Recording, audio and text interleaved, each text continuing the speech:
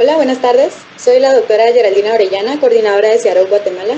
Daremos inicio al 7º Simposio Internacional, en el cual el tema principal es parto pretérmino con expositores internacionales. Entonces, la primera expositora es la doctora Yarmila Lisca de León. Ella es de Guatemala. Para compartirles un poco de su currículum, ella es médico cirujano graduada de la Universidad de San Carlos de Guatemala. Posteriormente hizo la especialidad de ginecología y obstetricia en el Instituto Guatemalteco de Seguridad Social, con aval de la Universidad de San Carlos de Guatemala, y es recientemente egresada de la subespecialidad de medicina materno-fetal del Instituto Nacional de Perinatología Isidro Espinosa de los Reyes, avalado por la Universidad Autónoma de México. Por favor, recibamos a la doctora Yarmila Lisca con el tema tamizaje de parto pretérmino. Doctora, el micrófono es todo tuyo. Gracias, Gerald, por la presentación. Pues, sin más preámbulos, les voy a comenzar a compartir mi presentación para ya iniciar con el tema.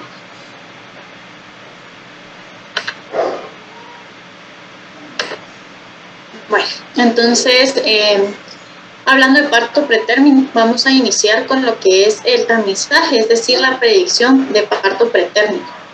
Dentro de lo que vamos a abordar, vamos a empezar hablando de generalidades, ¿verdad? ¿Qué es lo que es el parto pretérmino? ¿Cómo se define?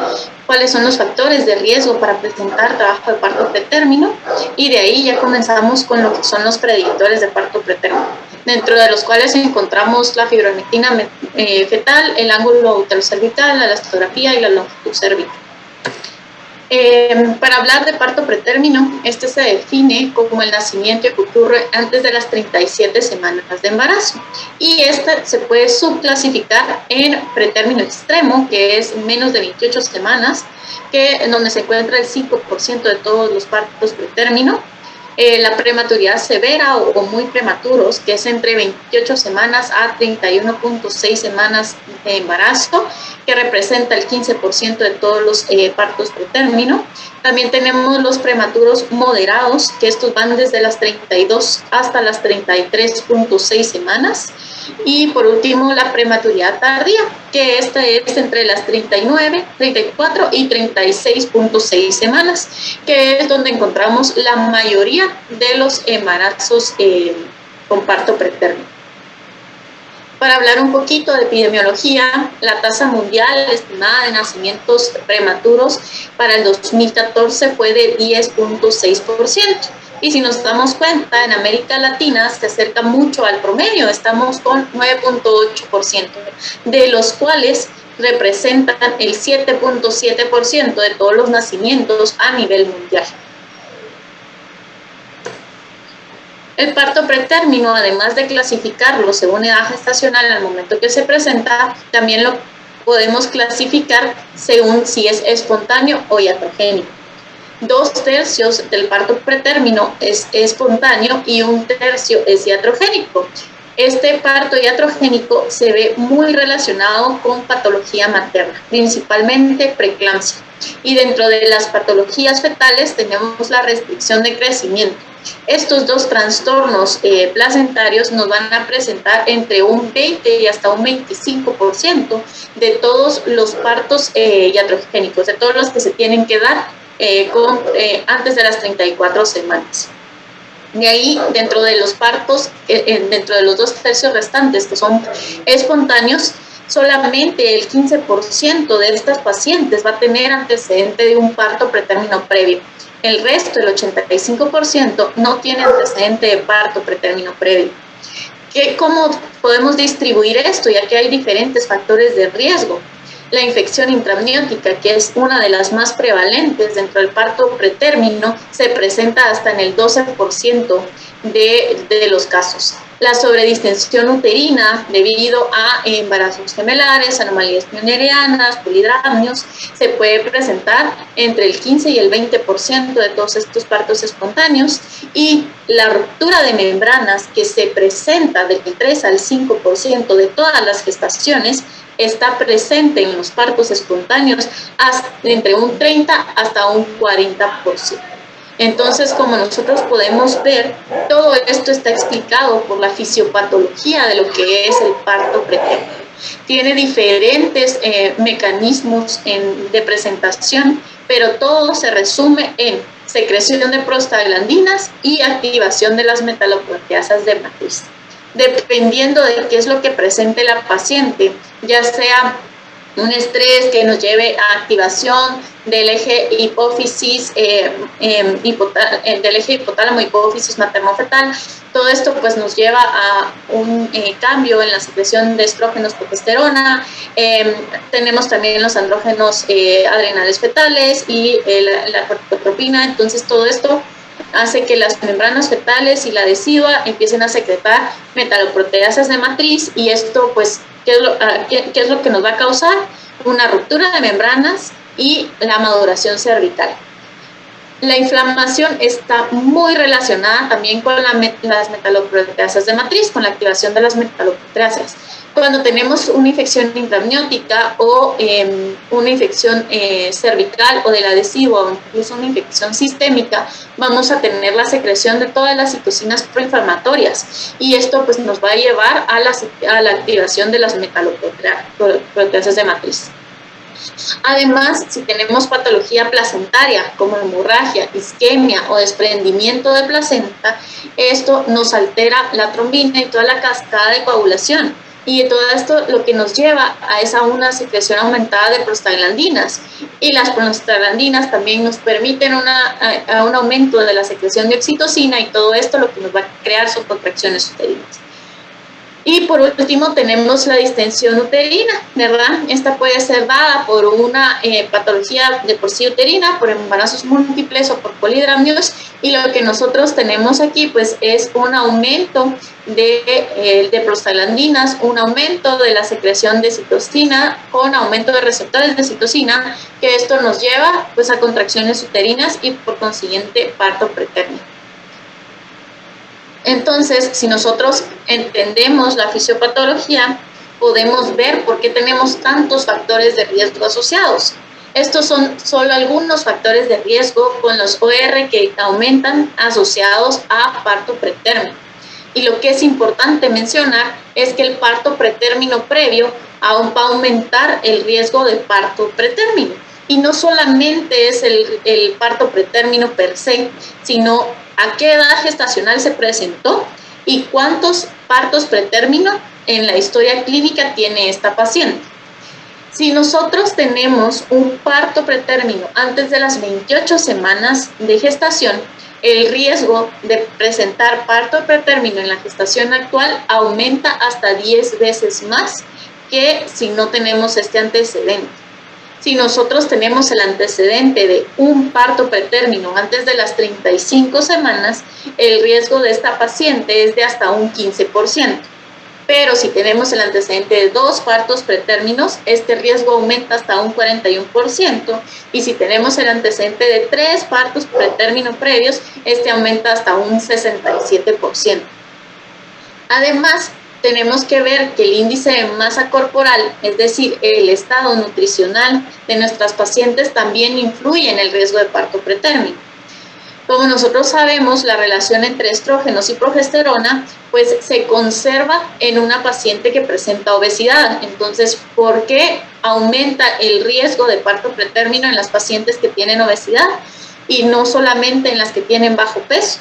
Porque la obesidad está relacionada con diabetes gestacional y alteraciones en los trastornos hipertensivos del embarazo, así como presentación en alteraciones de crecimiento y polidramnios. Entonces, como podemos ver, tanto los bajos pesos como el sobrepeso y la obesidad se asocia a parto pretérmino.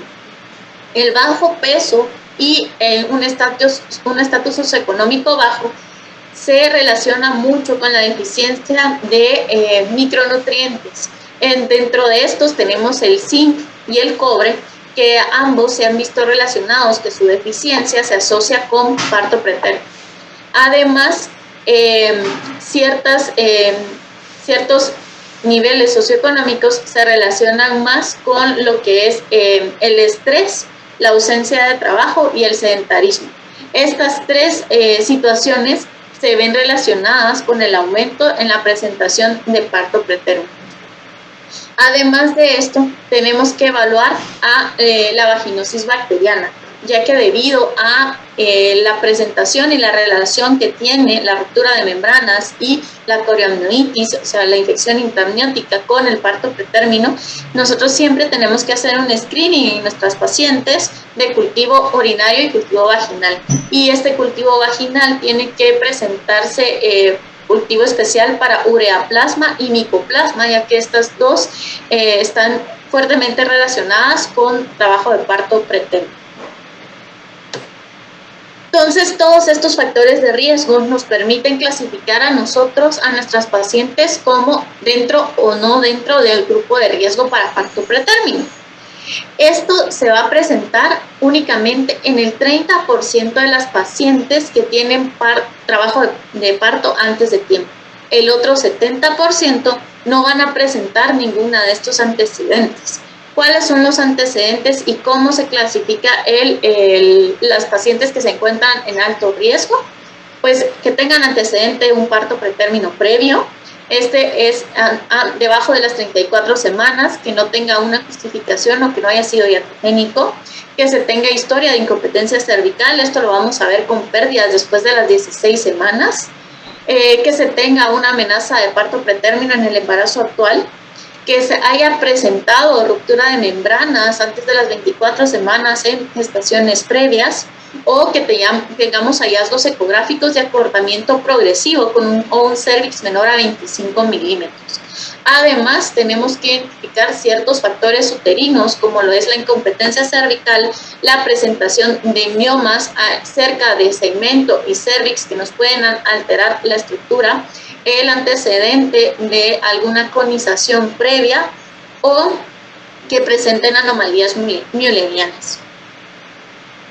Entonces, ¿cómo vamos a predecir nosotros en lo que es el riesgo de parto pretérmino? Esto tiene que tomarse en cuenta para ver a qué pacientes les vamos a dar terapia y a qué pacientes no les vamos a dar terapia, sino únicamente seguimiento. Esto, la predicción siempre nos va a permitir a nosotros tener un correcto manejo y seguimiento de las pacientes.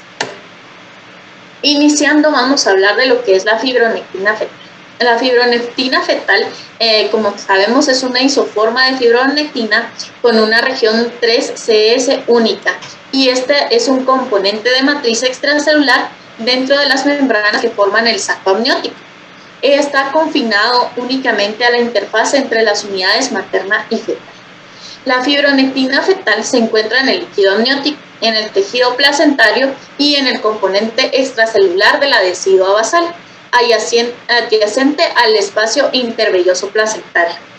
Esta prueba está disponible en dos formatos principales: la prueba cualitativa y la prueba cuantitativa. La prueba cualitativa la podemos obtener incluso 5 minutos después de haber tomado la muestra. Y la prueba cuantitativa, dependiendo del valor que nosotros tomemos de referencia, vamos a tener así nuestras sensibilidades, especificidades, valores predictivos positivos y valores predictivos negativos, como podemos verlos agrupados aquí.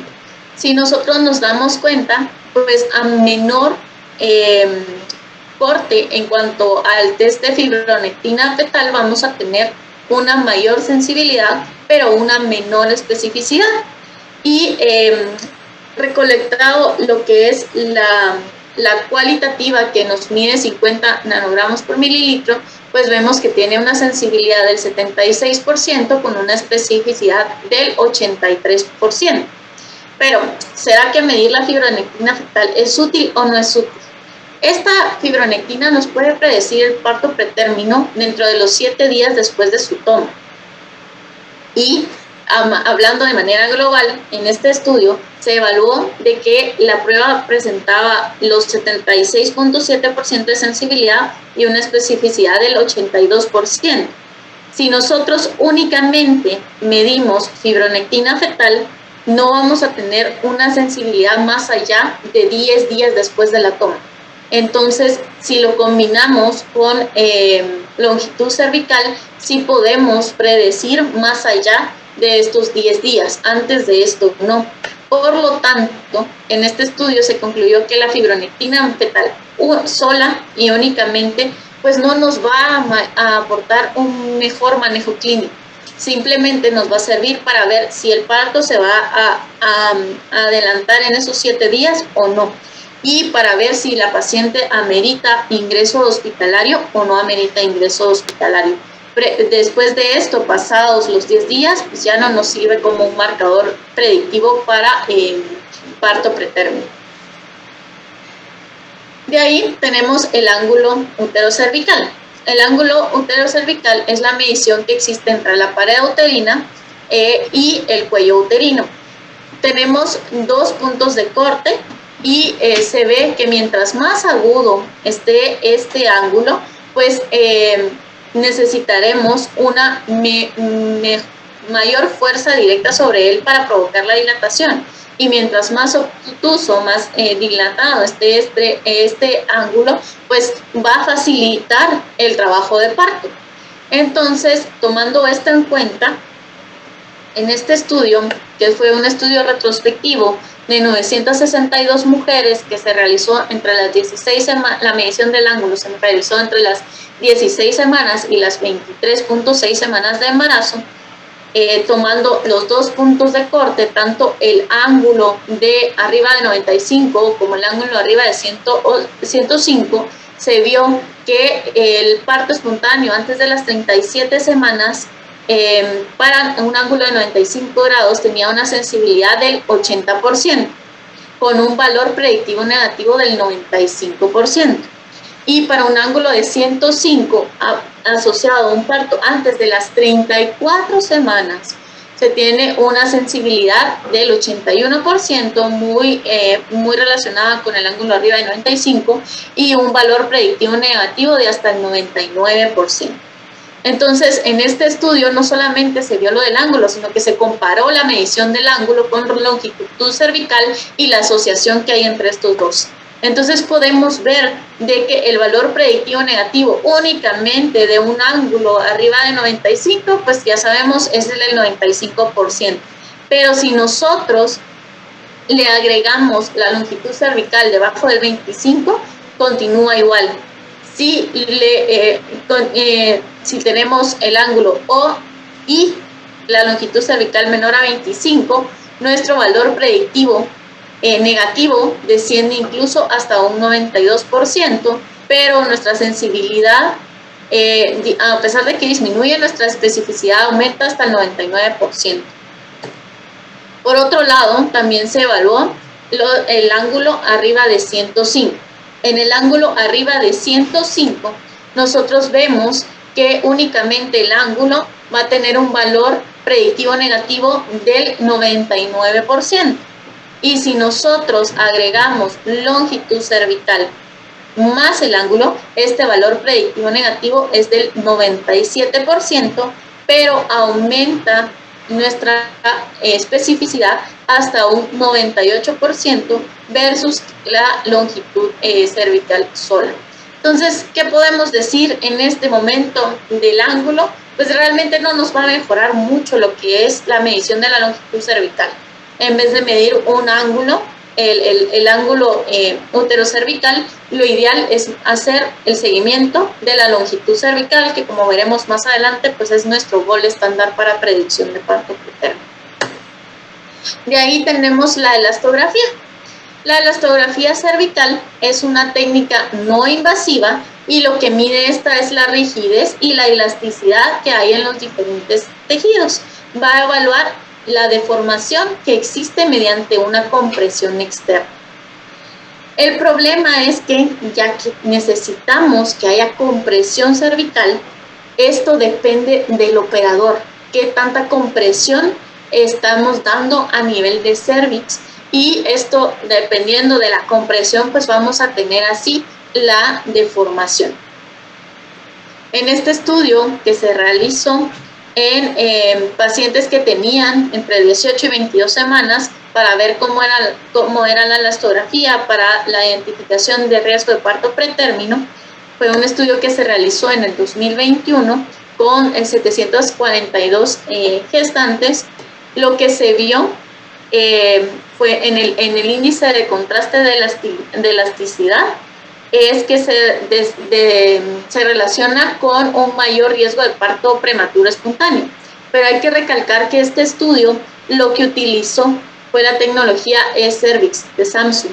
Esta usa la elastografía de deformación mediante una compresión intrínseca en vez de una fuerza externa. Esto hace que el proceso dependa menos del operador y que nosotros logremos obtener estos resultados. Pero si nuestra fuerza externa dependiente de operador es la que nosotros utilizamos, no podemos utilizar la elastografía porque no nos va a dar un intervalo de confianza ideal para decir que se relaciona o no con parto pretérmino. Y por último, y el más importante, que se ha visto que es el gold estándar para la predicción de parto pretérmino, es la longitud cervical. La longitud cervical medida mediante ecografía transvaginal es la que nos va a nosotros predecir mejor lo que es el riesgo de parto pretérmino. Dependiendo de la literatura que ustedes utilicen, hay puntos de corte que se utilizan. Hay unos que son 22 milímetros. Ahorita la Asociación de Medicina Materno-Fetal utiliza el punto de corte de 25 milímetros para diagnosticar así riesgo o no de parto pretérmino. Y acá abajo podemos ver en esta gráfica cómo, dependiendo de la menor longitud cervical, pues tenemos un mayor riesgo de presentar parto pretérmino. Aquí tenemos todos los percentiles, ¿verdad? ¿Y cuál percentil utilizamos cuando está debajo de 10? Cuando tenemos una longitud cervical menor o igual a 25 milímetros. ¿Por qué utilizamos esta medida y a qué edad gestacional?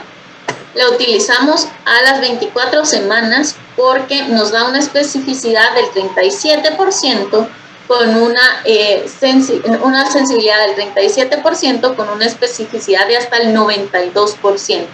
Si nosotros tomamos antes esta longitud, pues no vamos a tener no nos va a mejorar el rango de sensibilidad y aunque nos puede mejorar el rango de especificidad.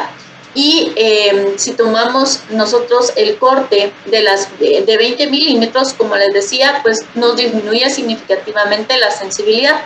Y si nosotros todavía esperamos un poquito más y medimos la longitud cervical a las 28 semanas, sí nos mejora la sensibilidad, pero nos disminuye la especificidad.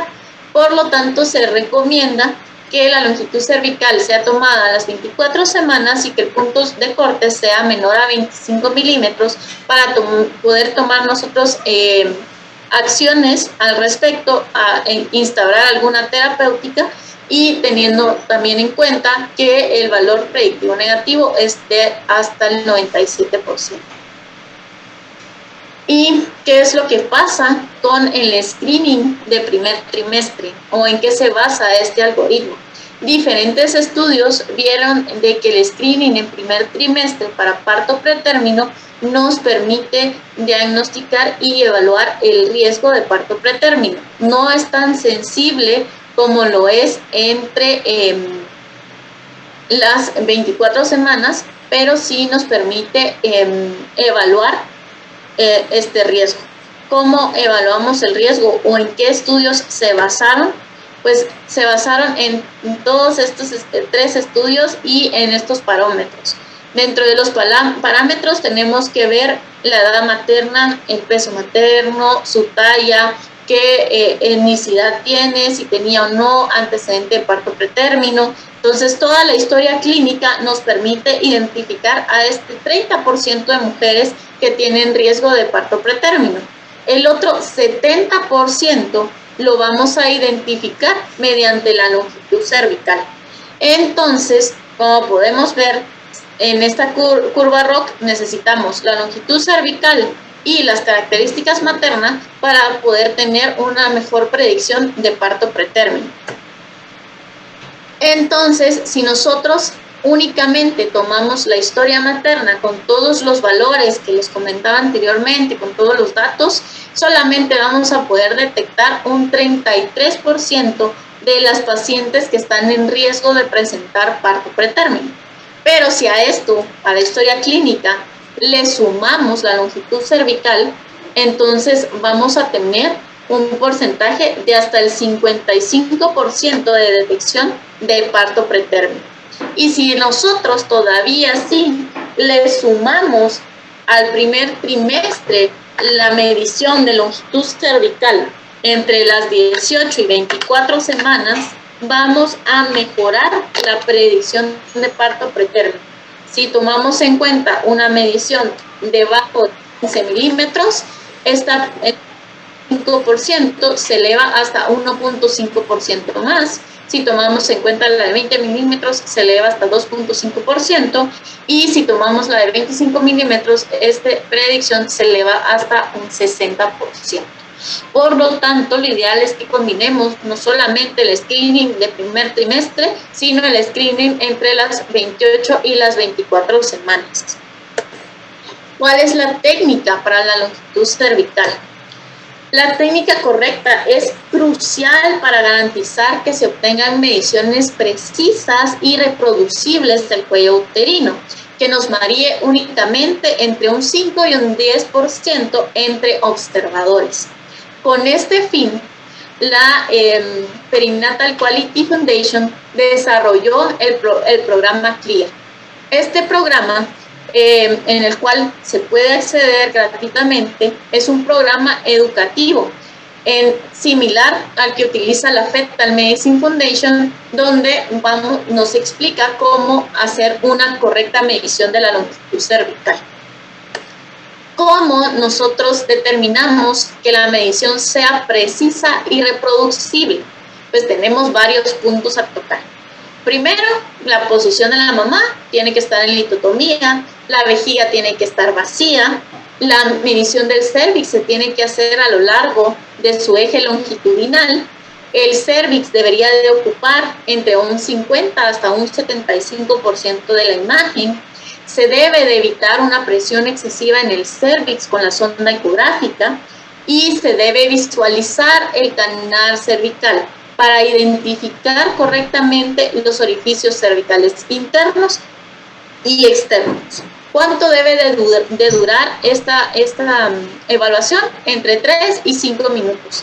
Es necesario colocar adecuadamente los calipers y también identificar hallazgos adicionales. ¿Cuáles son los hallazgos adicionales que podemos identificar? La funelización y el slotch.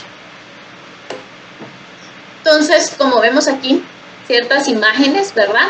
Tenemos que medir el cervix en su eje longitudinal, tenemos que identificar adecuadamente el orificio interno y el orificio externo para hacer una adecuada medición. Aquí tenemos un cervix con medición de 27 milímetros y acá tenemos un cervix con medición de 14 milímetros. Entonces, también tenemos que identificar bien si hay moco presente o no hay moco presente, porque esto nos puede dar una medición errónea y podemos medir hasta aquí como que si fuera el orificio cervical interno, cuando realmente el orificio cervical interno se presenta donde está la flecha amarilla. Entonces tenemos que evaluar en su totalidad el cervix e identificar muy bien la mucosa que rodea el canal cervical.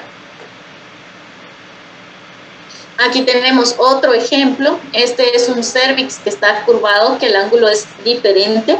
Entonces aquí igual tenemos que evaluar bien dónde se encuentra el orificio cervical interno y dónde se encuentra el orificio cervical externo. Y la medición se hace longitudinal, de punta a punta. No es necesario curvar nuestra medición para una correcta medición de longitud cervical, que es como lo vemos aquí. Si nos damos cuenta, la medición se hace desde el orificio cervical interno hacia el externo, sin necesidad de curvar la medición. Igual nos va a dar dentro de una medición normal. Aquí tenemos la presentación de un cervix corto. Como podemos ver, es un poco más fácil encontrarlo. Y aquí lo que les quiero ejemplificar es la funelización. La funelización es progresiva. Entonces, lo que nosotros tenemos que identificar aquí es precisamente la forma de la funelización. Es normal que el cervix se presente en forma de T. Cuando esta funelización, esta dilatación va aumentando a nivel del orificio cervical interno, se convierte en una Y, para después pasar a la B y por último la U. Esto va siendo progresivo poco a poco y es uno de los hallazgos que al correlacionarlo con la longitud cervical nos permiten una mayor sensibilidad de acortamiento de la longitud cervical. Entonces, si nos damos cuenta en este ejemplo previo, ya tenemos la forma de Y a nivel del orificio cervical interno. Y además, aquí tenemos la Y y aquí pues ya tenemos el cervix completamente acortado. Además de ver la morfología de la funelización, también tenemos que ver si hay presencia o no de sludge. Aquí podemos ver el sludge. El sludge es este residuo que hay al final del líquido amniótico cerca de cervix, y lo que el sludge nos puede sugerir es alguna infección intraamniótica.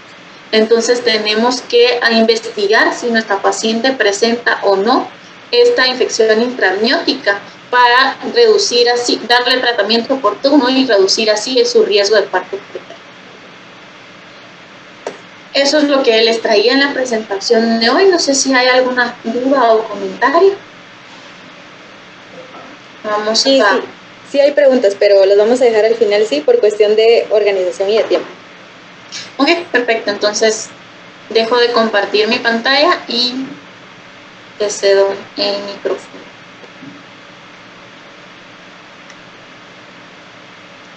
Bueno, muchas gracias, doctora, por tu excelente presentación, como siempre. Entonces, como ya dije, ¿verdad? Tenemos unas preguntas, pero las vamos a dejar hasta el final para hacerlas todas juntas a los 3 expositores.